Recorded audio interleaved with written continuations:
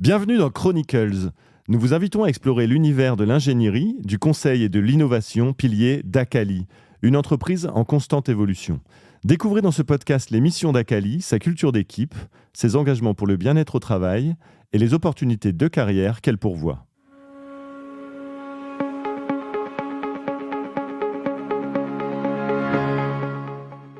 Bonjour à tous et bienvenue dans le premier épisode de Chronicles. Nous sommes dans les bureaux d'Acali Nord à Lille en compagnie de Tristan Clay. Bonjour Tristan. Bonjour Mathieu. Tu es le CEO d'Acali. Oui. En quelques mots, quelle est ton histoire et celle d'Acali ? Je crois que tu as créé cette entreprise il y a quelques années ici à Lille. Exactement. Alors si tu veux, je vais essayer de te contextualiser les choses. C'est que moi j'ai fait une école d'ingénieur il y a maintenant une grosse dizaine d'années. Je suis un passionné de sport mécanique et j'ai voulu faire ça après mes études. Et puis, par passion, j'ai fait mon stage dedans et il me manquait quelque chose. Donc, j'ai eu la chance d'intégrer une société de conseil en ingénierie où j'ai pu appréhender cet environnement que je ne connaissais pas. J'ai adoré. Clairement, c'était un 5 années génial. Par contre, je voulais faire quelque chose où je pouvais me projeter sur du long terme, je pouvais faire évoluer les choses. Et donc, j'ai décidé de créer en 2015, tout seul, en me lançant. L'histoire a été belle puisque j'ai créé le premier bureau était un appartement. J'ai eu la chance de pouvoir intégrer des personnes qui sont toujours là, qui participent au développement de la structure. Et voilà. Et du coup, petit à petit, on a pu faire évoluer Acali. On est ici à Lille, boulevard Louis XIV. Alors, c'est plutôt une belle situation. On est entre la porte de Paris, le joli parc Lebas. Il y a quelques jolis petits restaurants. Toi, tu es Lillois. Tu as voulu installer Acali ici ? Exactement. Ouais, je suis Lillois. Alors, pendant mes études, j'ai voyagé un peu partout en Europe et un peu plus loin. Le concours de circonstances a fait que je suis resté à Lille. Bon, pour te dire, j'aime beaucoup cette ville quand même. Au travers d'Acali, on a pu créer d'autres bureaux en France. Tu parles de la situation à Lille, mais on est vraiment très très bien situé à Nantes et à Lyon, et Bruxelles aussi, puisqu'on est au cœur du quartier européen. Et donc, c'est une volonté de notre part d'être assez central. Puis si tu vois les bureaux d'Acali, on a mis pas mal d'investissements pour créer un cadre de travail exceptionnel pour nos équipes. Ouais, en effet. Du coup, tu n'étais pas prédestiné à devenir chef d'entreprise. Tu dirais que tu es quel genre de patron ? C'est vrai que j'étais pas... en tout cas, je voulais pas créer tout de suite. C'était pas forcément une volonté spécifique. Maintenant, je baigne quand même dans une famille d'entrepreneurs. Mon père, mon frère, mon beau-frère et mon grand-père étaient entrepreneurs. Quel patron je suis ? En tout cas, je veux pouvoir occuper toutes les fonctions, être capable de les faire, ou en tout cas d'appréhender les choses, et après que des personnes, des experts puissent venir justement parfaire l'équipe. Un patron qui met un peu les mains dans le cambouis quand même. Absolument. Et qui graisse les chaînes de vélo. On est dans un joli bureau où justement il y a un schéma de vélo. Le cyclisme, c'est un truc, c'est un symbole fort chez Acali ? Oui, on essaie. Le fait d'être dans une région, les Hauts-de-France, proche de la Belgique, si tu connais un petit peu la région, c'est quand même quelque chose d'assez fort ici. On a la chance d'avoir quand même une très très grosse société qui est Decathlon, qui développe et qui a fait un truc monstrueux sur pas loin, juste à côté de Lille, qui s'appelle Between.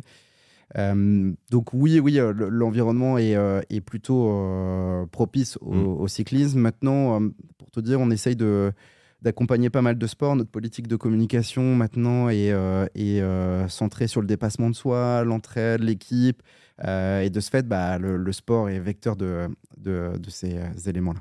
C'est ce que j'allais dire, la baseline d'Acali, c'est Up for Success, et en passant dans le couloir, j'ai pu voir plein d'éléments, d'objets qui ramènent au sport. Il y a un ballon de rugby qui est tout à fait pertinent en ce moment, on est en pleine Coupe du Monde, donc c'est vraiment des valeurs là, qui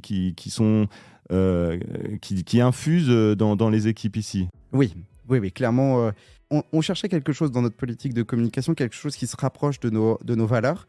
On s'est dit que le sport était porteur de ces valeurs, peu importe quel type de sport, que tu puisses faire un sport d'équipe ou un sport individuel. Le dépassement de soi et l'entraînement dans l'équipe était était très fort. Donc forcément, on a mis tout notre environnement de travail sur cette baseline. Et donc forcément, up for success, quand on a généré cette baseline, on s'est dit que ça allait porter la structure vers le succès. Ouais, ça synthétise les valeurs. Toi-même, tu es un sportif, je suppose. Alors, ouais, je suis un sportif. J'aime beaucoup les sports de raquettes, squash, paddle. Je m'y mets, ça commence à être des sports à la mode. Et petit, j'étais passionné par le sport mécanique. Et donc, j'essaye de temps en temps de revenir à ça. J'ai la chance d'avoir un fiston qui commence à aimer le sport mécanique. Donc, c'est plus à transmettre que maintenant à faire. On va parler un peu de ces bureaux-là parce que c'est un centre un peu névralgique, mais c'est vraiment pas du tout uniquement là où se situe l'activité d'Aqali. Tu peux nous expliquer un peu ce que font les gens ici autour de nous, là, ça s'affaire un petit peu. Combien vous êtes ici et quelles sont les missions de toutes ces personnes un petit peu ? Oui.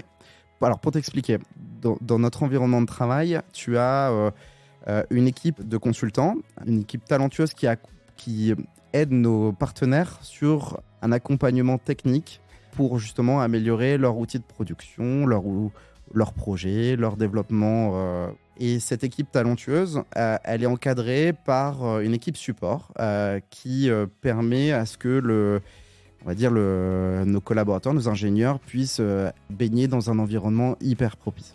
Super. Ouais. Là, dans l'équipe que tu vois, tu as les fonctions support, donc ingénieur d'affaires, fonction de recrutement, des ressources humaines, comptabilité, communication.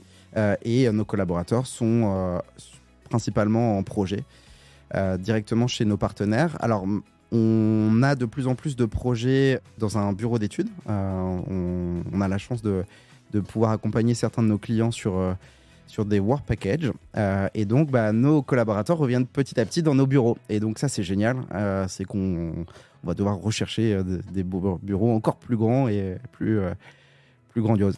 D'accord, c'est un projet ça, à court terme de encore s'étendre. Exactement. Alors, on a un développement qui est sur les régions que je t'ai données, Nantes, Lyon, Bruxelles et Lille. Mais oui, on a quelques projets en France et à l'international. Alors dis-moi si je me trompe, ça m'a fait penser un petit peu ce fonctionnement à la série Le Bureau des légendes, où il y a des gens qui sont comme ça un petit peu en support et deux personnes qui sont en mission. Alors dans le cas du Bureau des légendes, ce sont des agents secrets qui sont sur des missions d'espionnage hyper importantes. C'est un petit peu l'idée que je me suis faite en arrivant ici. Eh bien, c'est excellent que tu parles de ça. Alors, je connais le Bureau des légendes, mais ce que je peux te donner comme illustration, je ne sais pas si tu connais la série 10%. Ouais. C'est exactement ça. Nos consultants sont nos comédiens. Ouais. Et l'équipe support qui les encadre sont les agents. Et le but est de trouver les meilleurs projets, les meilleurs films pour eux. Certains, tu as des stars, qui peuvent aller sur pas mal de projets, qui ont une expertise. Et après, tu as des jeunes profils, des talents en devenir. Et l'idée, c'est de trouver les meilleurs films pour eux. Voilà. Des seconds rôles, puis ensuite des rôles de premier plan, et plutôt dans des films d'action que dans des drames. Exactement. Pour illustrer ça, est-ce que tu peux nous parler de certains projets peut-être qui ont été constitutifs de l'histoire d'Aqali, des projets phares ? Pour te parler de certains environnements, un des derniers, ça va être parce qu'on en a eu beaucoup et c'est assez difficile de t'en mettre qu'un. Mais un des derniers, on travaille sur les cabines de première classe des différentes compagnies aériennes. Alors, je ne vais pas les citer, mais tu comprends pour la confidentialité. Mais voilà, c'est un de nos derniers projets. Après, on en a fait d'autres sur des environnements hyper lointains, que tu ailles du vaccin jusqu'à un satellite. Ah oui, en effet. Oui. Du micro au macro. Exactement. Qu'est-ce que tu regardes en premier lieu ? Est-ce qu'il y a des valeurs qui sont indispensables à quelqu'un qui veut rejoindre Aqali ? La première chose, c'est qu'on essaye de comprendre les moteurs de la personne et savoir si l'entreprise peut répondre à ces moteurs-là. Donc, on considère que une personne qui sera épanouie va travailler de façon efficace. Donc, on parle de travail passion chez nous. On a quand même pas mal de la philo de dépassement de soi. C'est quelque chose qu'on a ancré chez nous. Mais c'est pas forcément sur l'intensité, c'est sur la proposition d'idées. On pousse les projets ici. On a le droit de se tromper, peu importe. Et ça va aussi bien pour la partie technique de nos consultants que sur les personnes en interne, au support. Je note que tu emploies le terme de moteur, comme si tu étais vraiment focus sur l'ingénierie, en tout cas. Il y a toujours un élément comme ça où ça doit être bien huilé, en tout cas. Exactement. Parlons peut-être des domaines d'expertise chez Akali. Vous travaillez un peu dans des domaines très, très différents ? Oui. Mais c'est une volonté d'être multispécialiste. On ne veut pas se sectariser. On a la chance de pouvoir accompagner beaucoup de nos partenaires sur différents secteurs.